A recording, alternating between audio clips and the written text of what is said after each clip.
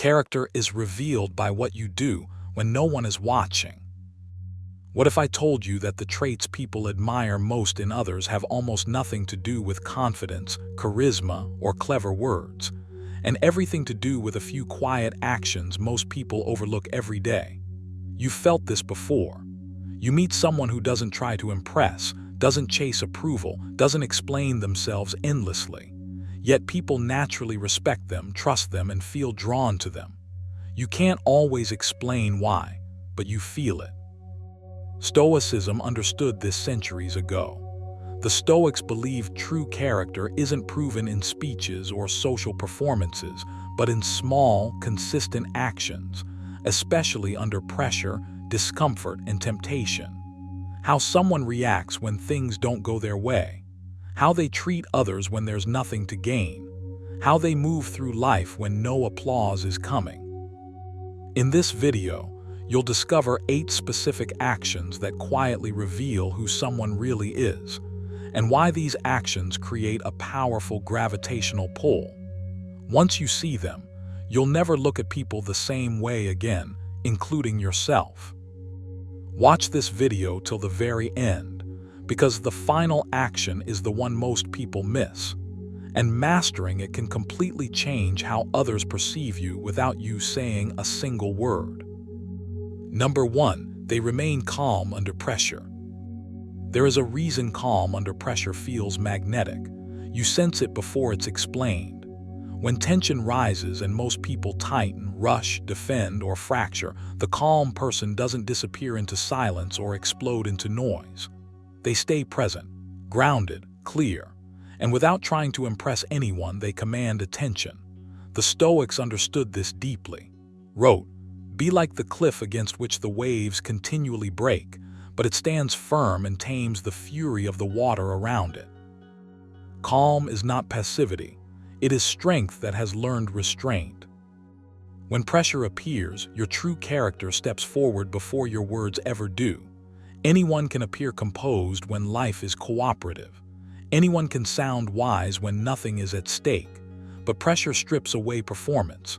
It exposes whether your calm is practiced or borrowed, whether it's discipline or disguise. And people are drawn to those who remain steady because steadiness signals safety, competence, and self-command. Not loud confidence, not dominance, but authority that doesn't need to announce itself. Stoicism teaches you that pressure is not the enemy, it is the revealer. Epictetus said, "Circumstances don't make the man, they only reveal him to himself." When stress arrives, it does not inject chaos into you.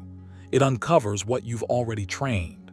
If your inner world is ungoverned, pressure turns into panic. If your mind is disciplined, pressure sharpens you. Calm under pressure is not about suppressing emotion, it's about not being owned by it. You still feel the surge, the tension, the pull to react, but instead of obeying that impulse, you pause. That pause is everything. In that brief space, character lives. Most people never develop it. They move from stimulus to reaction without awareness, like a door slamming in the wind. The Stoic path teaches you to become the hinge, not the door. What draws people to calm individuals is not mystery, it's reliability. Calm tells the world, "I am not easily destabilized." And that message lands at a deep psychological level. It suggests competence without bragging, confidence without aggression, leadership without force. People trust those who don't lose themselves when conditions become difficult. Even those who don't understand Stoicism respond to it instinctively. But calm is not a personality trait, it's a habit, a trained response.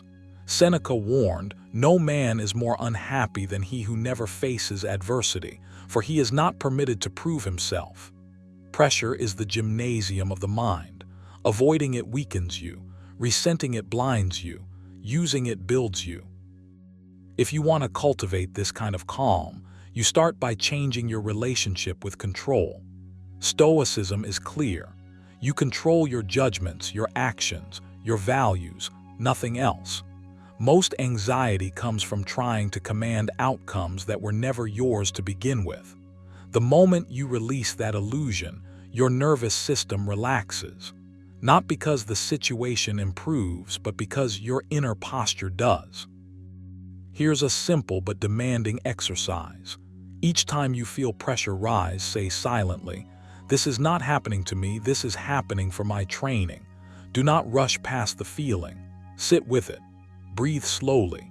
Let the sensation crest and fall without narration. You are teaching your mind that urgency does not equal danger. Over time, that lesson rewires you. Another practice, voluntary discomfort.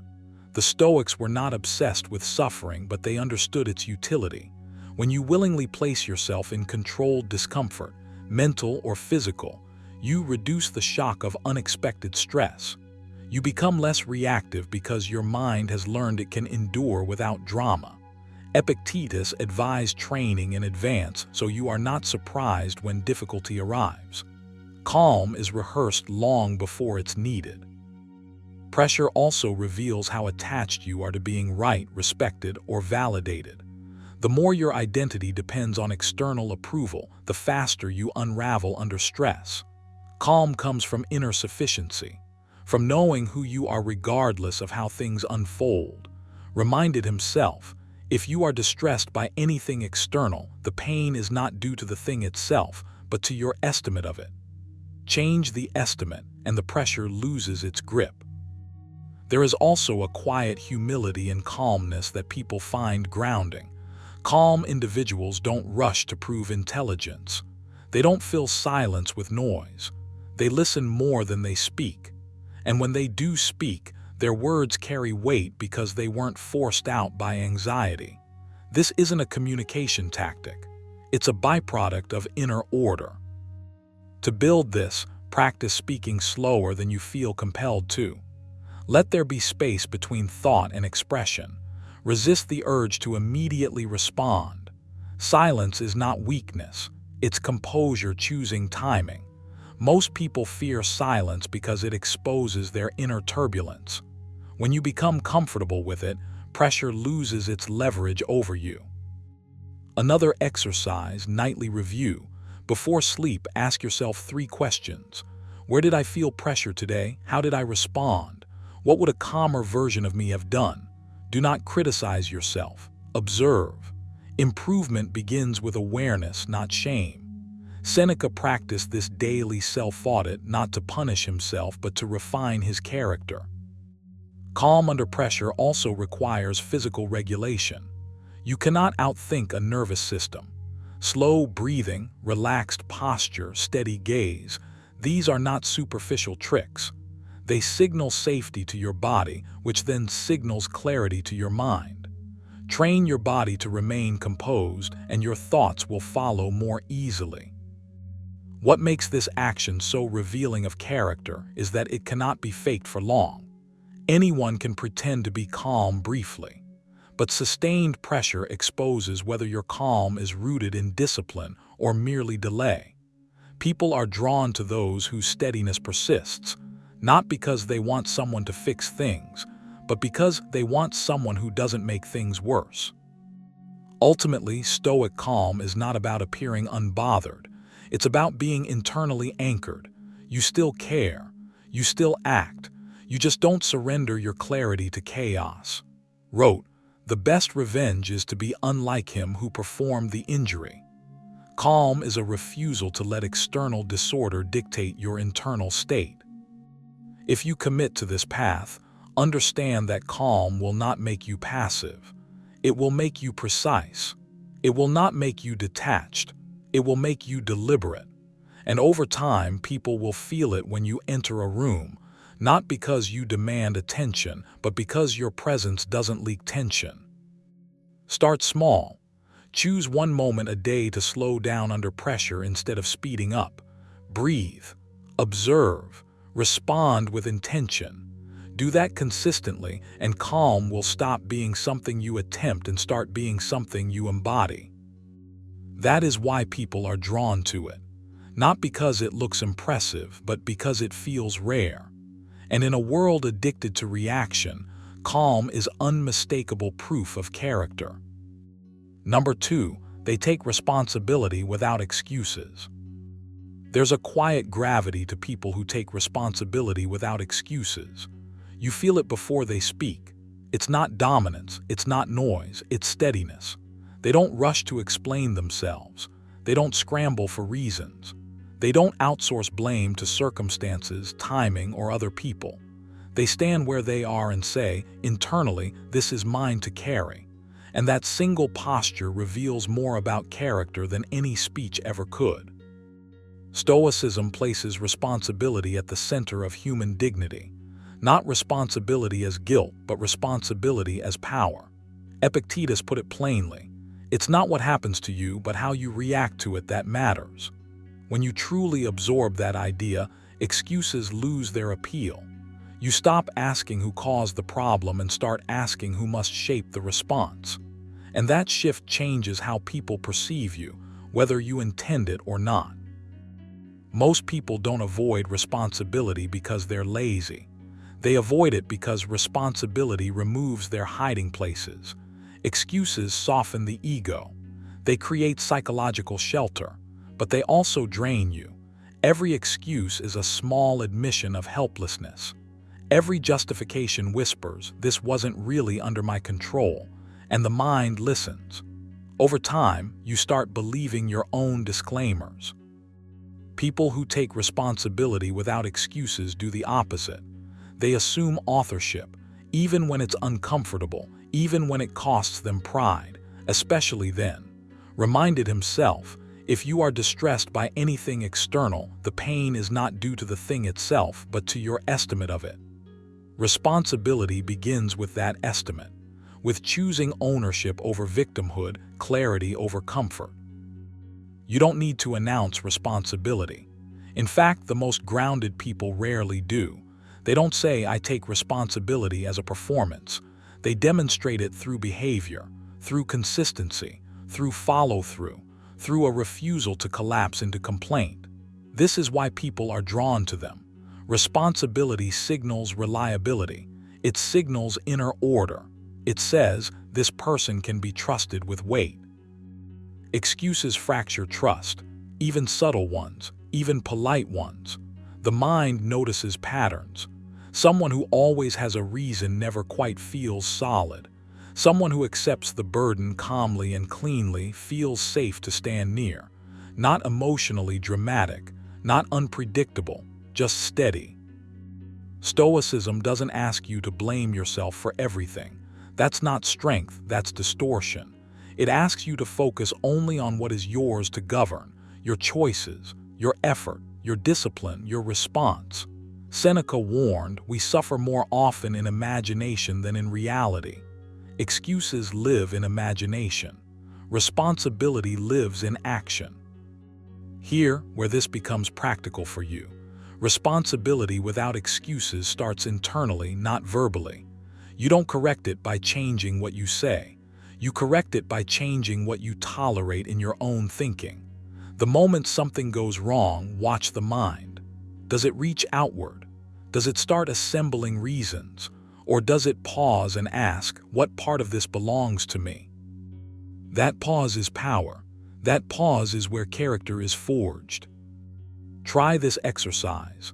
For the next week, remove one phrase from your internal vocabulary, because, not in speech, in thought. When you catch yourself forming a justification, stop. Replace the explanation with an action-oriented question. What can I do next? What can I refine? What must I adjust? This trains the mind to move forward instead of sideways. Another practice straight from Stoic discipline. At the end of each day, reflect briefly, not emotionally, precisely. Ask yourself where you avoided responsibility today, not publicly but internally. Where did you excuse inaction? Where did you soften truth to protect comfort? Don't punish yourself. Observe.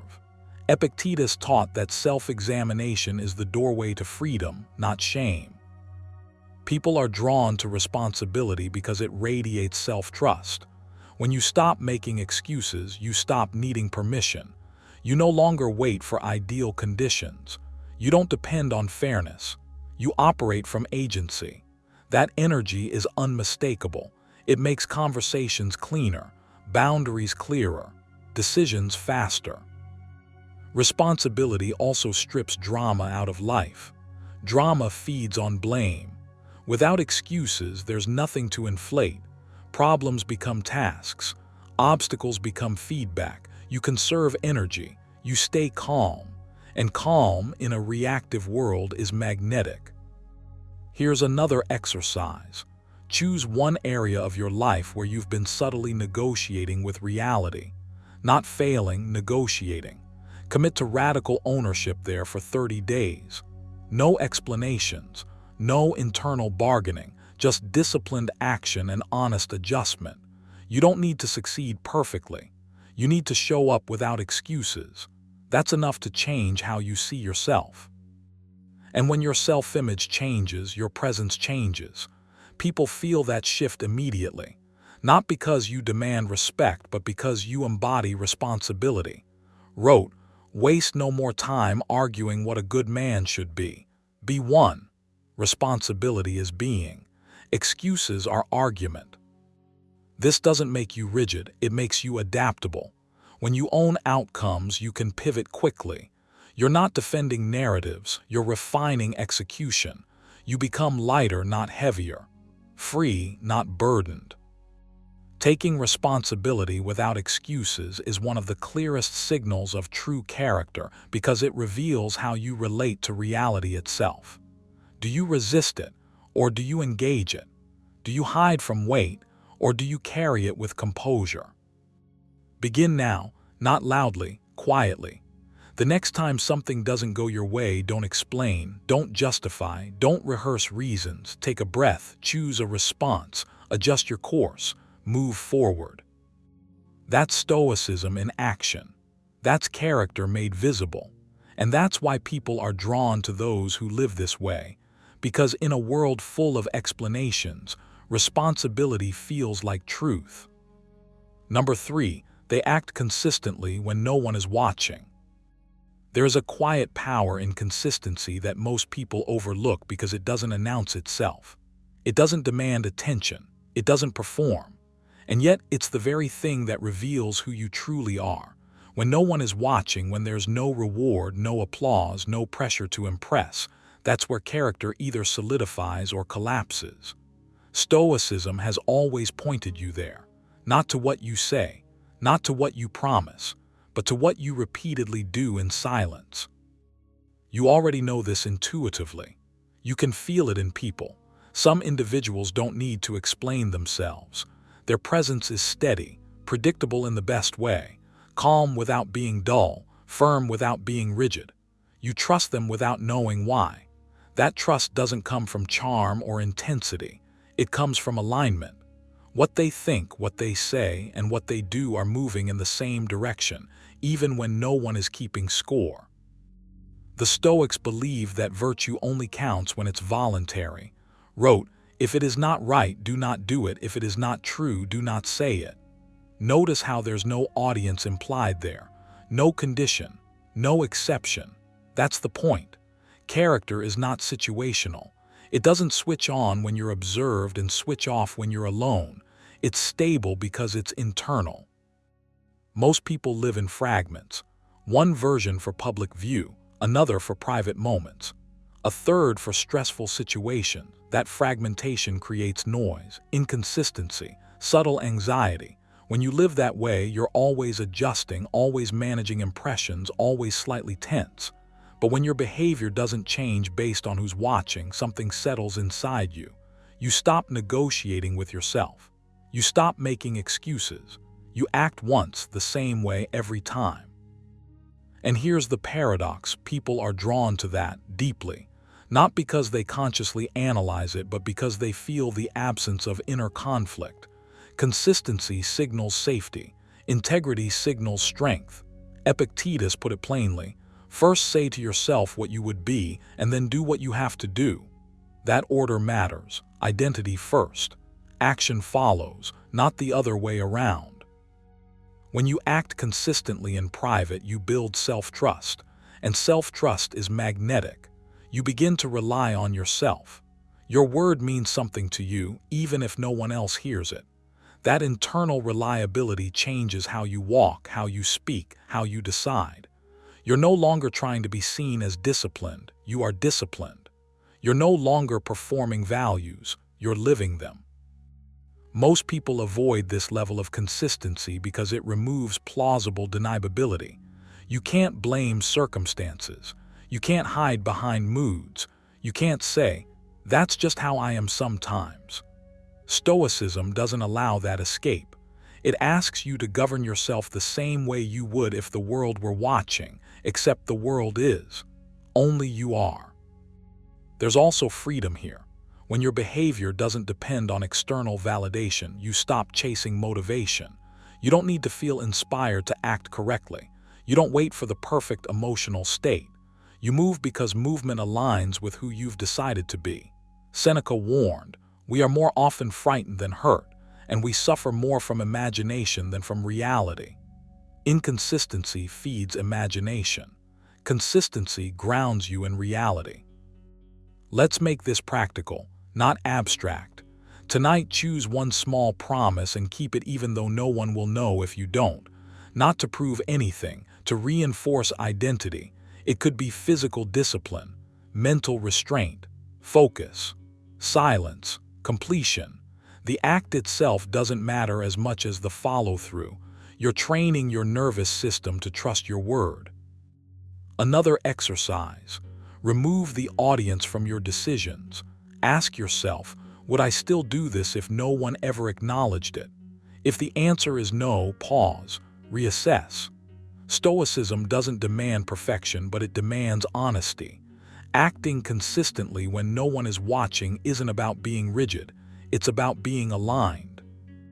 You'll notice something shift when you do this long enough. You stop needing reassurance. You stop explaining yourself. Your confidence becomes quieter, heavier, more grounded, and others feel that weight. They may not articulate it, but they sense that you are the same person everywhere. That reliability is rare, and rarity attracts. This is why Stoics emphasize daily practice, not dramatic gestures, not moral speeches, but repetition. Reminded himself, waste no more time arguing what a good man should be. Be one. Being one happens in the ordinary moments, the unobserved ones, the decisions that seem insignificant but accumulate into identity.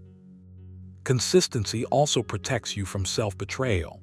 Every time you say you'll do something and don't, especially when no one is watching, you weaken your own authority.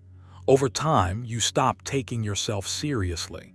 Stoicism restores that authority by asking you to become your own witness, your own standard, your own judge.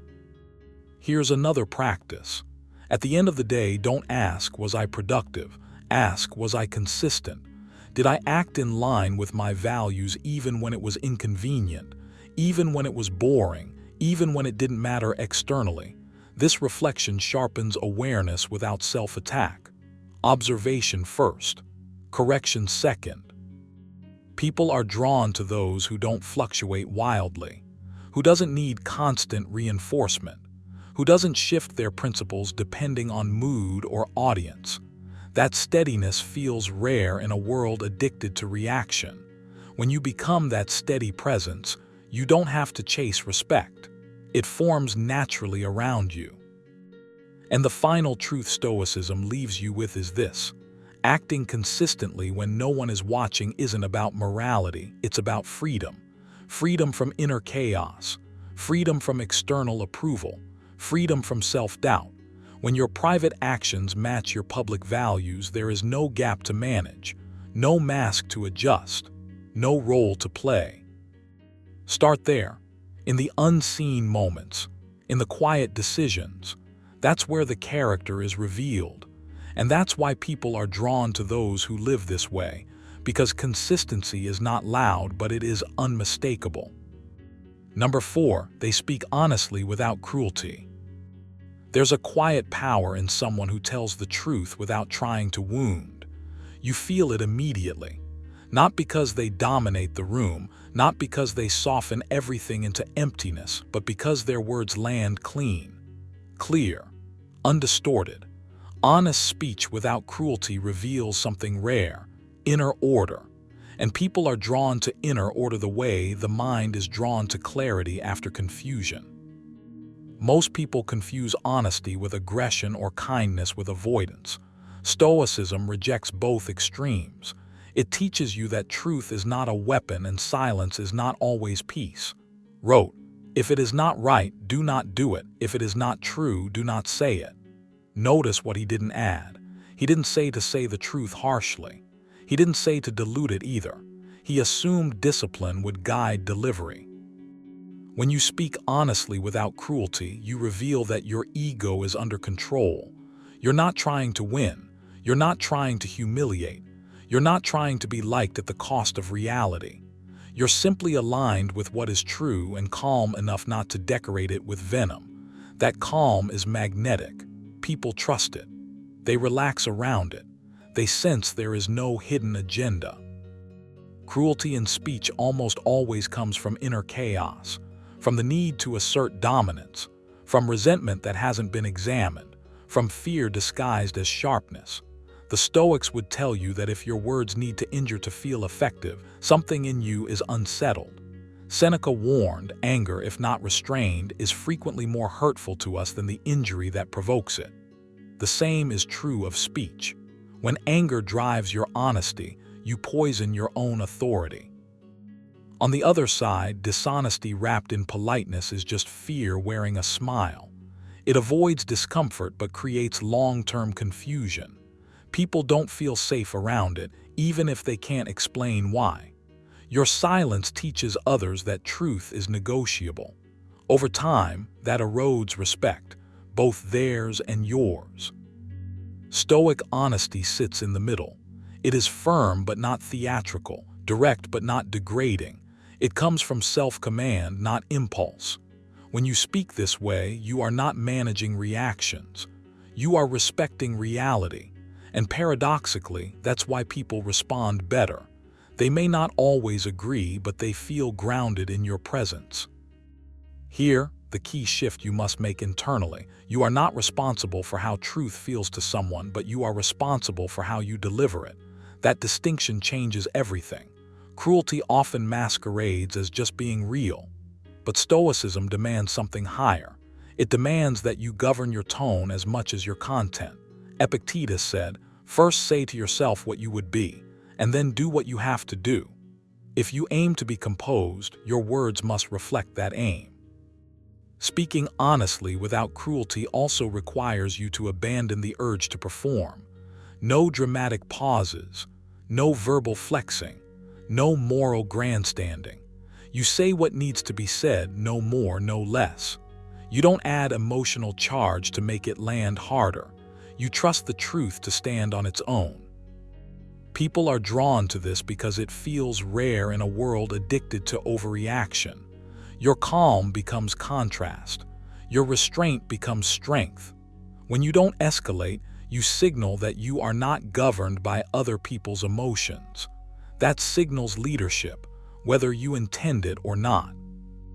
Here's a practical exercise to build this habit. For the next week, slow your speech by half, not artificially, intentionally. Before responding, silently ask, is this true? Is this necessary? Is this clean? Clean means no resentment hidden inside the sentence. No unnecessary sharp edges. If it doesn't pass all three, don't say it.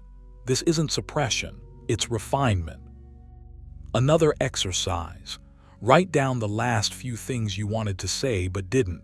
Not to rehearse them, but to analyze why. Were you avoiding discomfort, or were you waiting to speak without bitterness? Stoicism isn't about constant expression. It's about right expression. Knowing the difference is wisdom. You must also train yourself to separate honesty from identity. You are not your opinions. When you speak from ego, every disagreement feels like a threat. When you speak from principle, disagreement is just information.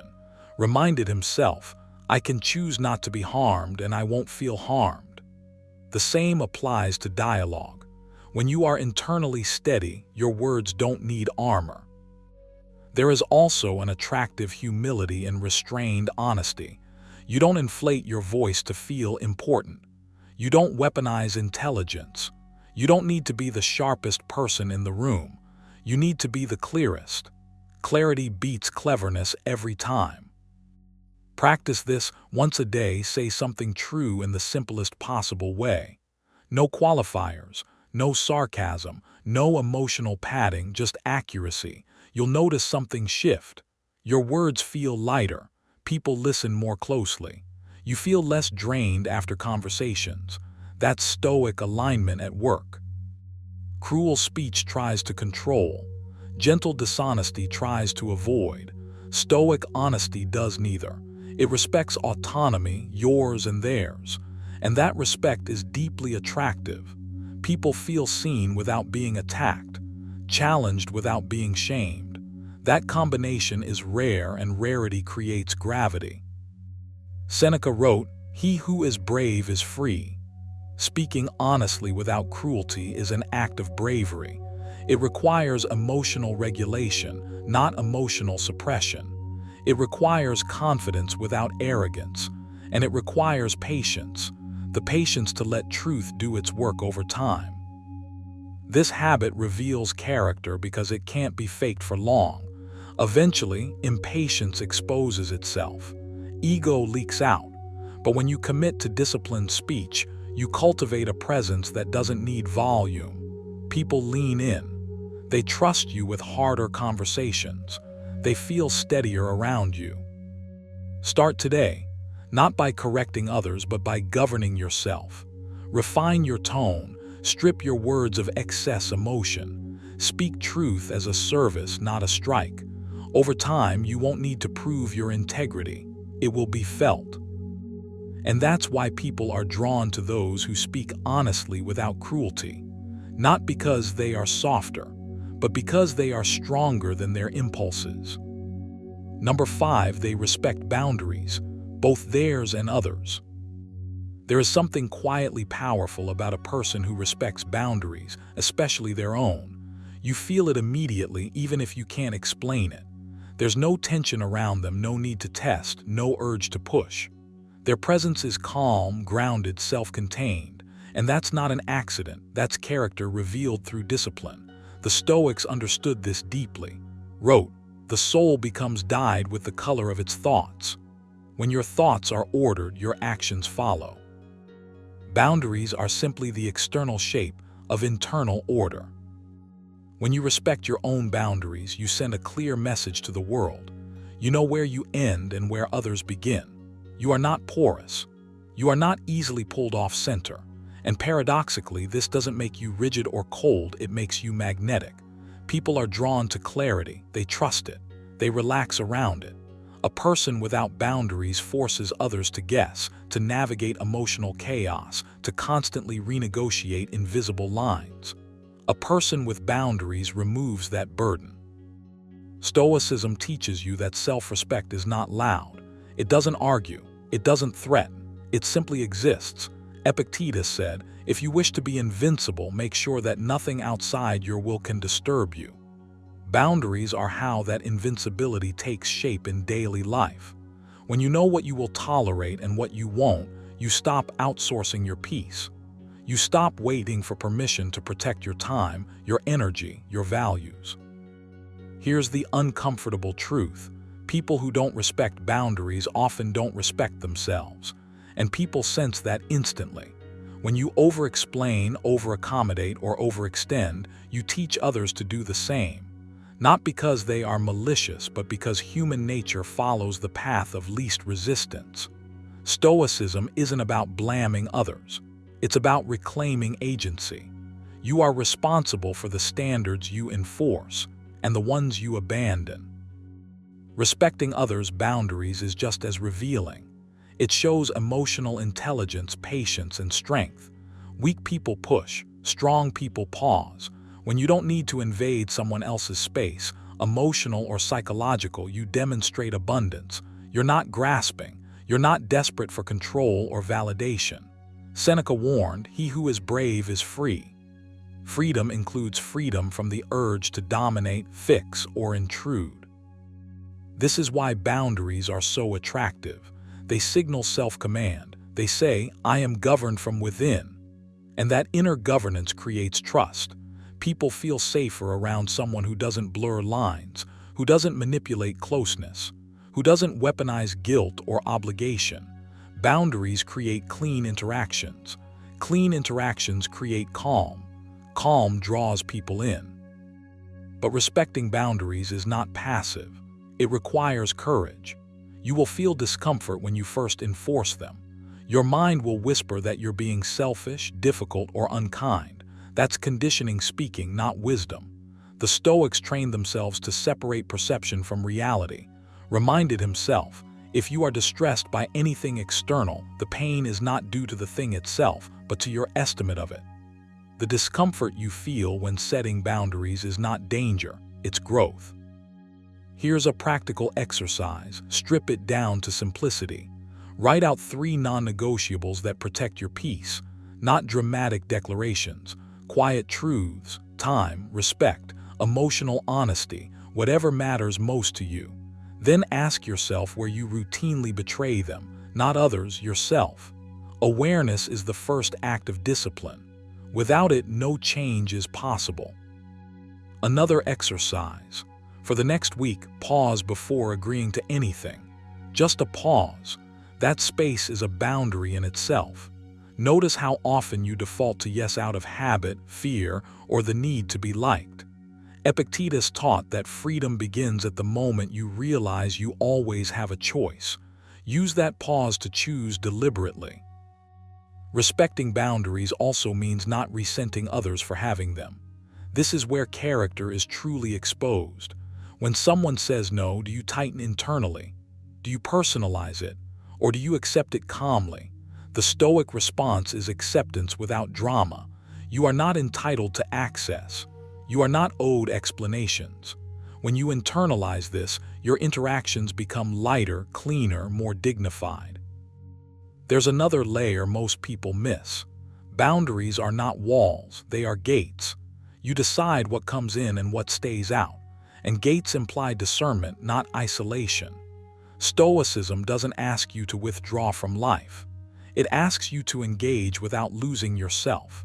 When your boundaries are clear, you can be generous without being depleted, open without being exposed, connected without being consumed.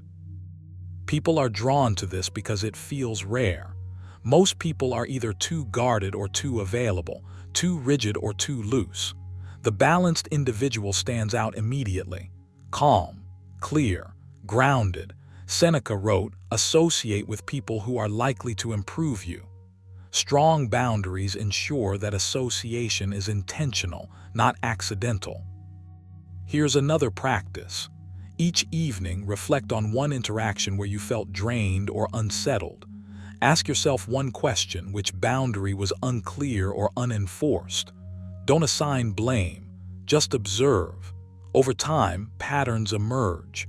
And once you see the pattern, you regain control. Respecting boundaries also sharpens your identity. You stop shape-shifting to fit rooms. You stop performing for acceptance. You begin to occupy space honestly. That authenticity is deeply attractive, not because it tries to be, but because it no longer tries at all. Said, be content to seem what you really are. Boundaries make that possible. This isn't about becoming distant. It's about becoming deliberate. It's about knowing when to engage and when to step back, when to speak and when silence is the stronger position, when to give and when restraint is wisdom. Boundaries teach you timing. Timing is power. If you take nothing else from this, take this. Every time you honor a boundary, you strengthen your character. Every time you ignore one, you weaken it. The world responds accordingly, not immediately, but inevitably. Start small. One boundary, one pause, one honest no. You don't need to explain yourself. You don't need approval. You only need alignment. Because when your inner world is ordered, your outer world adjusts. And that quiet alignment, the kind that doesn't seek attention, is exactly what people feel drawn to, even if they can't explain why. That is Stoic strength. Calm, measured, unshakable, and it begins the moment you decide to respect the line between what is yours to carry and what is not. Number 6, they control impulses instead of chasing validation. There's a quiet power in someone who doesn't rush to be seen, approved, or applauded. You feel it immediately, even if you can't explain it. While others react, chase, post, justify, or explain themselves into exhaustion, this person pauses. They choose. They don't outsource their self-worth to the room. And that single difference, controlling impulses instead of chasing validation, is one of the clearest mirrors of true character. The Stoics understood this at a depth most people never reach. Epictetus put it plainly, "If you want to improve, be content to be thought foolish and stupid." That line isn't about humiliation. It's about freedom. The moment you stop needing constant approval, you reclaim your energy. You stop leaking attention into reactions that don't serve you. You stop letting impulses run the show. And people feel that steadiness immediately because it's rare. Chasing validation is not a moral failure. It's a human reflex. The desire to be liked, noticed, desired, or affirmed is wired deep. But impulse control is what separates instinct from character. When you act purely to be seen, you surrender authorship of yourself. When you control that urge, you take it back. You decide who you are, independent of applause or silence. Here's the paradox most people miss. The more you chase validation, the less grounded you become and the less attractive your presence feels. Not because wanting approval is wrong, but because it makes you predictable, reactive, easily pulled off center. Stoicism teaches you that dignity is not loud, it's restrained. Reminded himself, be like the cliff against which the waves continually break. It stands firm and tames the fury of the water around it. Impulses are those waves. Validation is the noise. Your job is not to destroy them, but to remain unmoved. Impulse control doesn't mean suppressing emotion. It means not being ruled by it. It means noticing the urge to react, to explain, to seek reassurance, and choosing stillness instead. That pause is where character lives. Most people never pause. They discharge energy immediately. They speak before thinking. They act before aligning. And over time, this constant external orientation erodes their inner authority. People are drawn to those who don't need them, not in a cold way, but in a grounded way. When you are not hungry for approval, your interactions feel clean, unforced, present. You listen better, you speak with intention, you don't overinvest in outcomes. That composure signals self-trust, and self-trust is magnetic. Seneca warned about the cost of unchecked impulses. He who indulges in empty fears earns himself real fears. Validation chasing is an empty fear, the fear of being unseen, unchosen, unimportant. The more you indulge it, the more power it gains. The more you resist it calmly, the weaker it becomes. Stoicism doesn't ask you to kill desire. It asks you to discipline it. This is where habits matter. Character isn't revealed in grand gestures. It's revealed in micro-choices. Do you respond immediately or do you reflect? Do you seek reassurance or do you self-validate? Do you act to impress or to align with your values? Every impulse you don't obey strengthens your internal spine. Every urge you master deepens your presence. Here's a practical exercise. For the next few days, notice the moment you feel the pull to prove yourself. Not act on it, just notice it. Feel the tension. Let it sit. Ask yourself one question. Is this action coming from self-respect or from the need to be seen? Don't answer out loud. Let your body answer. Stoicism begins with awareness. Another exercise, simple but uncomfortable. Delay your reactions. Not forever, just long enough to reclaim choice. When an impulse arises, count to 10 slowly. Breathe. Feel your feet on the ground. This isn't about playing games with people. It's about reminding your nervous system that you are not in danger, that you don't need immediate validation to survive. Over time, this rewires your default state from reactive to responsive. Impulse control also reshapes how you relate to silence. Silence stops feeling like rejection and starts feeling like space. Space to think, space to choose, space to remain intact. Wrote, "You don't have to turn this into something. It doesn't have to upset you." That sentence alone can dismantle years of reactive habits if you let it. When you stop chasing validation, you also stop bargaining with your values. You no longer say what's convenient just to be liked. You no longer dilute your standards to avoid discomfort. You become consistent. And consistency is the backbone of character. People trust those who don't shift personalities depending on the room. They feel safe around someone who is internally governed. This doesn't mean you withdraw from connection. It means you enter it whole. When your sense of worth is not dependent on feedback, you give freely without attachment. You compliment without fishing. You listen without rehearsing. You walk away without resentment. That emotional economy, low need, high presence, is deeply compelling. Here's another practice. At the end of each day, reflect briefly. Where did you act from impulse? Where did you pause and choose? No judgment, no self-attack, just data. Epictetus taught that progress begins when you become a witness to your own mind. Over time, you'll notice something shift. The impulses don't vanish, but they lose authority. Controlling impulses doesn't make you rigid. It makes you free. Free from the exhausting cycle of approval seeking. Free from emotional whiplash. Free to act in alignment rather than reaction. And that freedom is visible. People sense it before you speak. It shows in how you carry yourself, how you respond, how you don't rush to fill silence. The Stoics never promised that self-mastery would make life easy. They promised it would make you unshakable. Seneca said, "A man who suffers before it is necessary suffers more than is necessary." Validation chasing is premature suffering.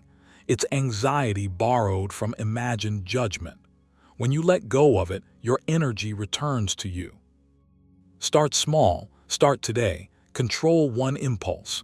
Resist one urge to prove, pause one reaction. These are not minor acts. They are deposits into your character. And over time, that inner discipline becomes your quiet signature. People may not know why they're drawn to you, but you will. Because when you stop chasing validation, you stop shrinking yourself for the world. You stand steady. You act deliberately. And in that calm restraint, your true character reveals itself, clearly, unmistakably, and without effort. Number 7, they treat everyone with quiet dignity, regardless of status. There is a certain calm power in a person who treats everyone with quiet dignity, regardless of status. You feel it immediately, even if nothing is said. No performance, no forced humility, no strategic politeness. Just an unshakable steadiness that doesn't rise or fall depending on who is watching. This is not manners. This is character. And people are drawn to it because it signals something rare, inner order. The Stoics understood this deeply. Reminded himself, respect yourself enough to walk away from anything that no longer serves you, grows you, or makes you happy. Quiet dignity begins with self-respect. When you no longer need to elevate yourself by diminishing others, or lower yourself to impress them, you move differently. You speak differently. You listen differently. You stop measuring people by what they can offer you and start seeing them as fellow human beings navigating the same chaos. Most people don't realize how much of their behavior is shaped by invisible hierarchies. They adjust their tone. They shift their posture. They give warmth selectively. This constant creates tension. Others feel it even if they can't explain it. Quiet dignity dissolves that tension. When you treat everyone with the same grounded respect, you remove the noise. People relax around you because they know where you stand. Stoicism teaches that worth is intrinsic, not assigned. Epictetus said, "If you want to improve, be content to be thought foolish and stupid." Dignity doesn't require recognition. It doesn't chase approval. It doesn't need to assert itself loudly. It is stable because it comes from alignment with your values, not from external validation. When your sense of self isn't dependent on status, you become emotionally untouchable. This is why people gravitate toward those who carry quiet dignity. There's no agenda, no emotional tax, no hidden demand. You're not trying to extract importance from the interaction. You're simply present. And presence, when it's calm and undivided, is magnetic. But this way of being doesn't come from kindness alone. It comes from discipline, from deciding that your behavior will not be dictated by who someone is, what they have, or how they rank. Seneca warned, "He who is brave is free." Treating everyone with dignity requires courage. The courage to resist ego, to resist insecurity, to resist the temptation to perform. Here, where most people get stuck, they think dignity is about being agreeable. It's not. Quiet dignity doesn't mean you tolerate disrespect or abandon boundaries.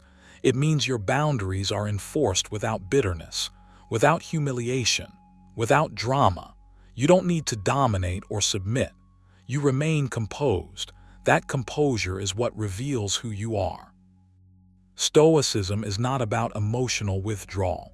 It's about emotional regulation. When you're ruled by impulses, pride, resentment, fear, you become reactive. You start ranking people unconsciously. You start treating some as tools and others as threats. Quiet dignity interrupts this cycle. It anchors you back into reason. Wrote, when you wake up in the morning, tell yourself, the people I deal with today will be meddling, ungrateful, arrogant, dishonest, jealous, and surly. This wasn't cynicism. It was preparation. When you expect complexity in human behavior, you stop taking it personally. And when you stop taking things personally, you stop needing to prove yourself.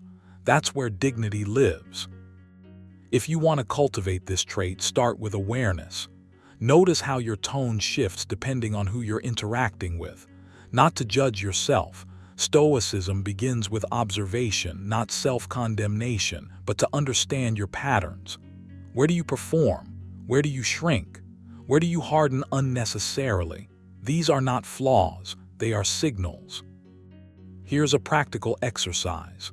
For the next week, commit to one rule. Your internal posture remains the same no matter who is in front of you. Same calm, same attentiveness, same restraint. You don't overshare to connect. You don't withhold warmth to feel superior. You stay centered. At the end of each day, reflect briefly. Not on outcomes, but on alignment. Did you act from self-command or self-protection? Another practice, refine your speech. Quiet dignity often shows up in what you don't say. Seneca advised, let us say what we feel what we say, let speech harmonize with life. Speak less but more deliberately. Remove exaggeration. Remove the need to impress. Let your words carry weight because they are measured, not because they are loud. This doesn't mean becoming cold or distant. It means becoming intentional. Warmth without desperation. Respect without submission. Authority without aggression. These qualities coexist when your inner life is disciplined. There's also a deeper layer here. When you treat everyone with dignity, you are constantly reminding yourself of your own humanity. You resist the illusion that some lives matter more than others. This perspective keeps you grounded. It protects you from arrogance when things go well and from bitterness when they don't. Epictetus said, "It is not events that disturb people, it is their judgments concerning them." When status loses its grip on your judgment, your reactions soften. You stop inflating or deflating yourself based on circumstance. You become steady, and steadiness is rare. People trust what is steady. They lean toward it. They feel safe in its presence, not because it promises anything, but because it doesn't need anything from them. That's the paradox. When you stop trying to be important, you become influential. When you stop chasing respect, you embody it. Here's another exercise. Each morning, choose one intention. I will act today in a way that requires no applause. Then live it quietly. No announcements, no inner commentary, just action. Over time, this rewires your relationship with validation. You start drawing confidence from conduct, not reaction. Quiet dignity is not flashy. It doesn't trend, but it endures. It reveals character because it's consistent. And people are drawn to it because, in a world obsessed with image and rank, it feels like truth. Captured it best when he wrote, "Waste no more time arguing what a good man should be. Be one." Treating everyone with quiet dignity is not a strategy. It's a practice. One that strengthens you internally, clarifies your values, and quietly sets you apart. Start now. Not by changing how others see you, but by changing how you govern yourself. When your inner world is ordered, your outer behavior follows. And that calm respect you extend to others becomes the clearest signal of who you truly are. Number 8, they choose principles over comfort. There is a quiet gravity about people who choose principles over comfort. You feel it before they speak. It's not arrogance. It's not rigidity, it's steadiness. They don't rush to soothe themselves. They don't bend just to avoid friction. And without trying to impress anyone, they earn respect. That's because most people live in negotiation with comfort, while a few live in alignment with values. And human beings instinctively are drawn to alignment. Stoicism places this truth at the center of character. Wrote, "If it is not right, do not do it. If it is not true, do not say it." Notice how simple that is. No mention of ease, no concern for convenience, just clarity. When you live this way, your life stops being guided by mood and starts being guided by meaning. And that shift changes how others experience you. Comfort is seductive because it promises relief. Principles are demanding because they require consistency. Comfort asks, "What feels good right now?" Principles ask, "What is right even when it costs me?" Most people choose the first question by default. That's why the second one stands out so sharply when you live by it. It signals discipline. It signals self-command. And people trust those who are not ruled by impulse. You don't need to announce your principles. In fact, the Stoics would advise against it. Epictetus warned, "Don't explain your philosophy, embody it." When you choose principles over comfort, it shows in how you speak, how you pause, how you decide. You don't overreact. You don't chase approval. You don't sell out your standards for temporary peace. That consistency creates psychological safety for others. They know where you stand because you stand somewhere. Comfort seeking creates unpredictability. Today you agree, tomorrow you resent it. Today you comply, tomorrow you withdraw. Principles remove that instability. When your actions come from an internal code rather than external pressure, your behavior becomes coherent. And coherence is magnetic. People may not always like your choices, but they respect the fact that you have a spine. Stoicism never taught you to be harsh or cold. It taught you to be governed. There's a difference. Seneca wrote, "He who indulges in empty fears earns himself real fears." Comfort often comes from avoidance, avoiding discomfort, conflict, effort, truth. Principles demand that you face those things calmly. And when you do, you stop leaking energy. You become grounded. Others feel that grounding immediately. Here, where this becomes practical, choosing principles over comfort is not about dramatic gestures. It's about small, daily refusals to betray yourself. You don't say yes when you mean no. You don't delay what needs to be done just because it feels unpleasant. You don't dilute your values to fit into rooms that require dishonesty. Each time you choose alignment over ease, you reinforce your identity. And identity is what people respond to, not words. Most people are exhausted because they are constantly negotiating with themselves. You avoid discomfort now, but you pay for it later with regret, resentment, or self-doubt. Principles remove that tax. When you do what you know is right, even when it's uncomfortable, your mind becomes quieter. You stop second-guessing yourself. That inner quietness reads as confidence to the outside world. Try this exercise. For the next few days, notice where you choose comfort automatically, not in big moral dilemmas, but in subtle moments, where you soften your truth, where you delay discipline, where you choose the easier path simply because it's easier. Don't judge it, just observe it. Stoicism begins with awareness. Then ask yourself one question: what would I choose here if I respected myself completely? Act on that answer once a day. That's enough to start rewiring your character.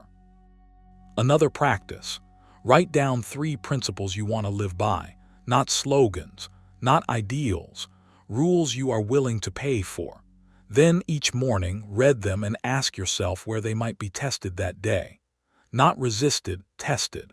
This prepares your mind. Use this exact method, reminding himself each morning that he would meet difficult people and challenging situations, so he could respond with virtue instead of surprise. Choosing principles over comfort also frees you from emotional manipulation. When your decisions are rooted in values, praise doesn't inflate you and criticism doesn't control you. You are not pulled around by reactions. That emotional independence is rare, and rarity creates attraction. People feel safe around someone who cannot be easily swayed or coerced. There is also a deeper reason people are drawn to this trait. It gives them permission. When you live by principle, you remind others, silently, that they could do the same. Even if they don't, they sense the possibility. That's why such people are often admired and resented at the same time. Your discipline becomes a mirror. Some will be inspired, others will feel exposed. Both reactions are a form of recognition. Stoicism does not promise comfort, it promises freedom. Freedom from being ruled by cravings, fears, and moods. Epictetus said, "First say to yourself what you would be, and then do what you have to do." That is the essence of character. Decide who you are, then live accordingly, regardless of how inconvenient it feels in the moment. Here's a final exercise. Once a week, choose one voluntary discomfort that aligns with your principles. Not punishment, training. Something that strengthens your self-command. Do it quietly, without posting, without validation. This builds trust with yourself, and self-trust is the foundation of all outward confidence. People are not drawn to perfection. They are drawn to integrity, to the calm certainty of someone who knows what they stand for and does not abandon it for temporary relief. When you choose principles over comfort, you become reliable to yourself first and then to others. Your words carry weight. Your presence settles rooms. Your character speaks before you do. This is not about being rigid. It's about being rooted. Comfort comes and goes. Principles remain. And when you live from that place, attraction is no longer something you chase. It becomes a byproduct of who you are. Before you go, remember this. True character isn't announced, it's revealed. Not in speeches, not in promises, but in the quiet, repeated actions you take when no one is watching. Stoicism reminds you that reputation is what others think, but character is who you are when temptation, pressure, or emotion tries to pull you off center. If these 8 actions resonated with you, don't just admire them, practice them. Let them shape how you speak, how you choose, how you respond under stress. Over time, people won't just respect you. They'll feel drawn to your calm, your steadiness, your presence. If you found value in this video, like it, subscribe, and share it with someone who values depth over noise. And tell me in the comments, which action do you think reveals character the fastest? Stay disciplined, stay grounded, and remember, the strongest influence you'll ever have comes from who you consistently choose to be.